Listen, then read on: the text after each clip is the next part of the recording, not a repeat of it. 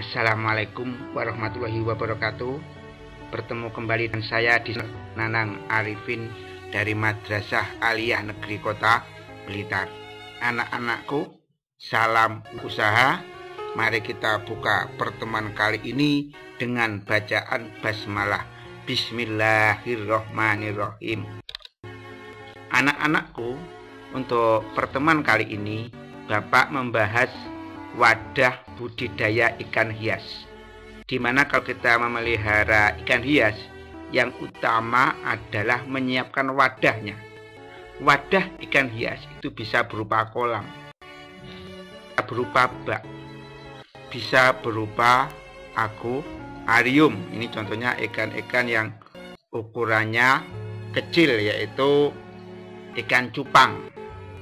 Lalu ada berupa keramba, di mana ini biasanya kita membuat sebuah tempat yang berjaring di tengah lautan atau di tengah sungai.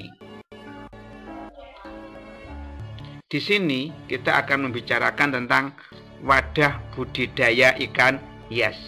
Bisa dilihat di LKS kalian dari halaman 46 sampai halaman 47.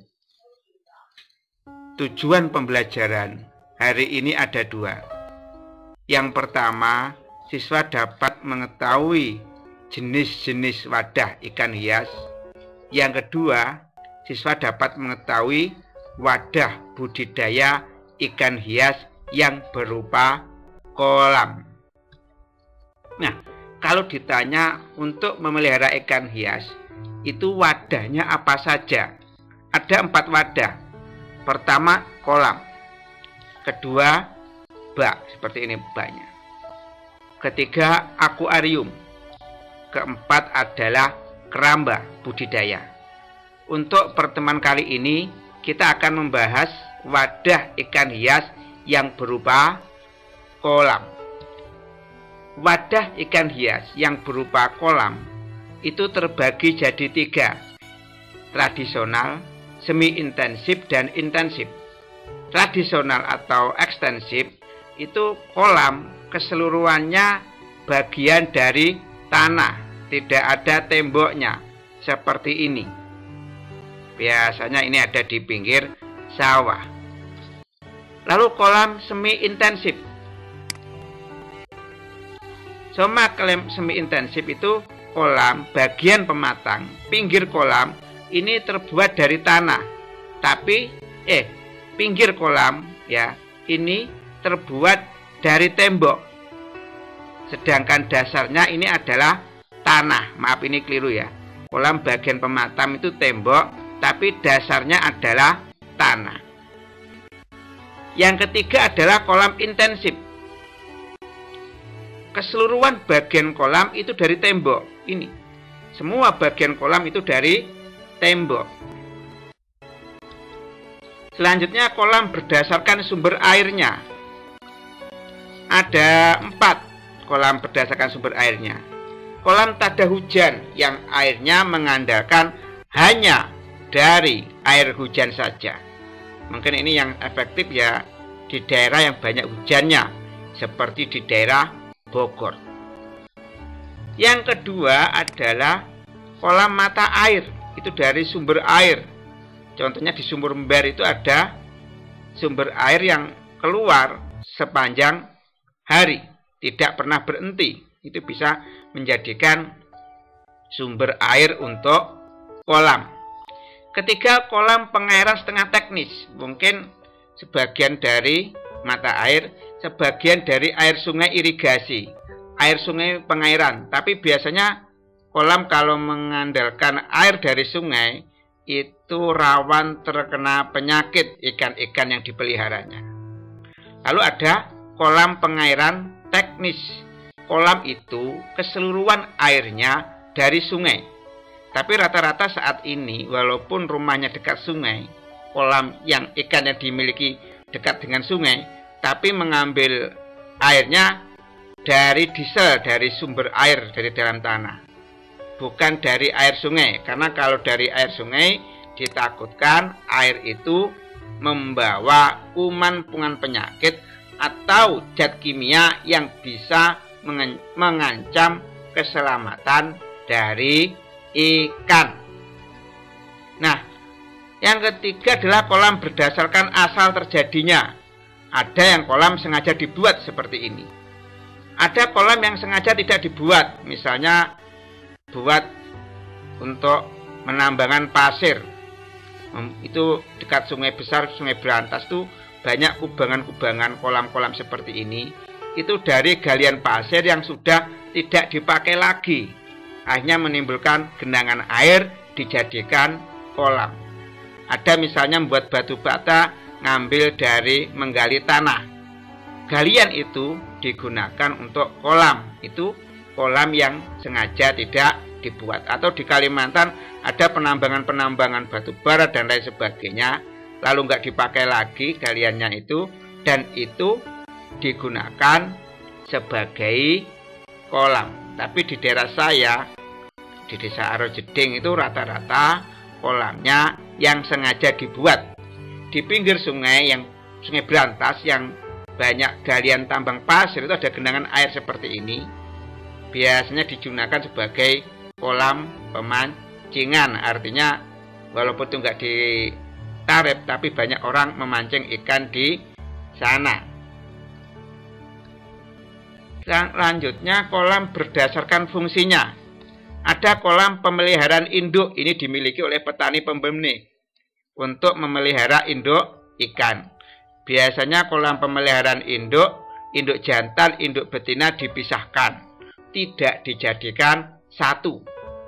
Nanti akan disatukan induk jantan, induk betina ketika mau dikawinkan, sehingga dari kolam pemeliharaan induk diambil ikan jantan, ikan betina, dimasukkan dalam kolam pemijahan atau kolam perkawinan, atau istilahnya kamar pengantin, untuk mengawinkan ikan jantan, ikan betina.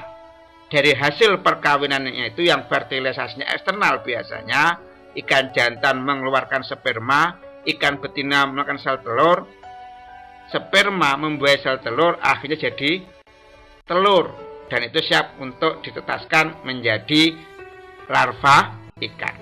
Setelah itu dari hasil kolam pemijahan ikannya bertelur, telur-telur dipindahkan ke kolam penetasan telur. Di situ nanti telurnya akan menetas menjadi larva. Larva-larva ikan nanti akan dipindahkan ke kolam pendederan. Kolam pendederan itu fungsinya membesarkan ikan dari larva menjadi benih ikan yang siap dibesarkan. Sudah misalnya sebesar benih ikan, itu mungkin antara ikan nggak sama ya. Ada orang kalau ikan gurame itu misalnya ini untuk ikan konsumsi sebesar korek api atau sebesar pak rokok, sebesar bentul biasanya ngatakannya. Itu nanti akan dipindahkan ke kolam pembesaran.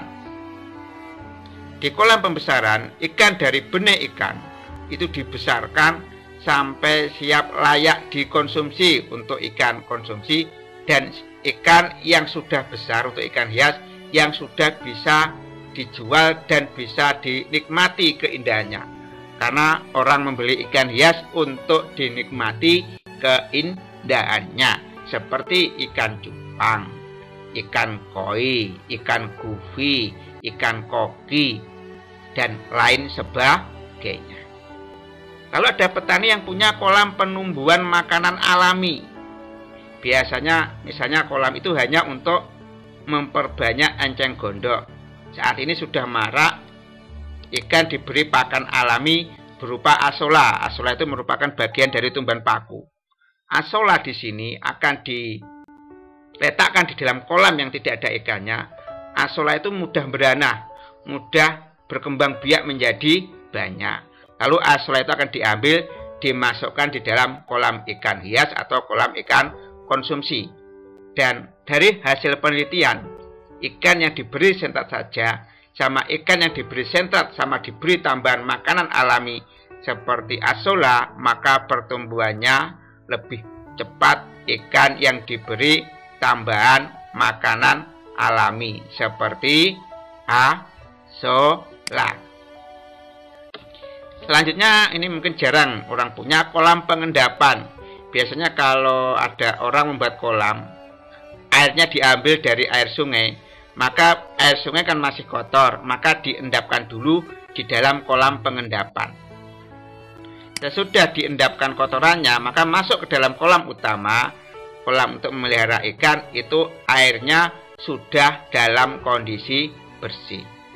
Selanjutnya ada kolam penampungan hasil, itu misalnya kolam-kolam yang dibeli oleh petani-petani tengkulak-tengkulak besar, biasanya nanti akan ditampung ke kolam penampungan hasil, dan situ nanti ikan yang sudah besar nanti itu akan dibeli oleh para pembeli, sehingga mungkin tengkulak besar itu membeli ikan dari para tengkulak-tengkulak kecil. Tengkulak-tengkulak kecil itu akan membeli ikan dari petani, dibawa ke tengkulak besar.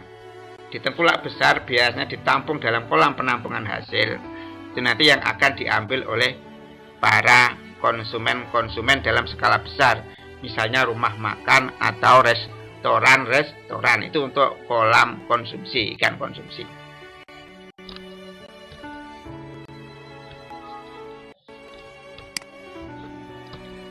Nah, kalau kita menggunakan kolam sebagai wadah budidaya, maka ada beberapa kelebihan dan kelemahan.